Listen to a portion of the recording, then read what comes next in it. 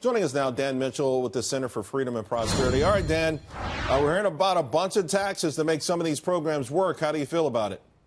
I think it's bad news, and I think it's an inevitable consequence of Trump getting co-opted by the swamp, signing that big spending deal that increased spending for both defense and non-defense spending. And now what's happening? Washington is looking for more ways to take money away from us. And what I don't understand is Trump's main accomplishment in 2017 was a tax cut. If he does a big gas tax increase, almost all the benefits for middle-class people are going to be wiped out. Dan, is President Trump living with a reality in D.C. that he didn't create, that the establishment on both sides will not do any sort of deals unless it involves some form of spending?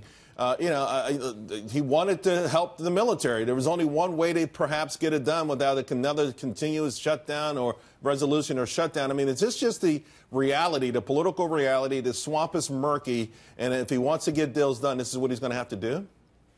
That's certainly the excuse that defenders of the administration used for that big spending deal. But I think Trump should have played hardball on a government shutdown. He should have said, I don't agree that the military needs a lot more money. I think we should be doing less intervention and less nation building overseas. Trump said that during the campaign, so why is he still doing this stuff? But set aside the military. If he wanted more money for the Pentagon, that doesn't mean he should have just rolled over and accepted more money for a lot of these programs that shouldn't exist in the first place in Washington. This is a very fundamental fight. How does he get infrastructure done then without any sort of way of paying for it? But that's another frustrating thing. We shouldn't have the federal government involved in infrastructure. There shouldn't be a federal gas tax. There shouldn't be a federal Department of Transportation. So much of that money gets siphoned off for everything from mass transit projects, which are basically pay off to government workers, to bike paths for the environmentalists. Get government out of it at the central government level. That's what our founding fathers had in mind. Yeah. Trump is becoming the swamp creature.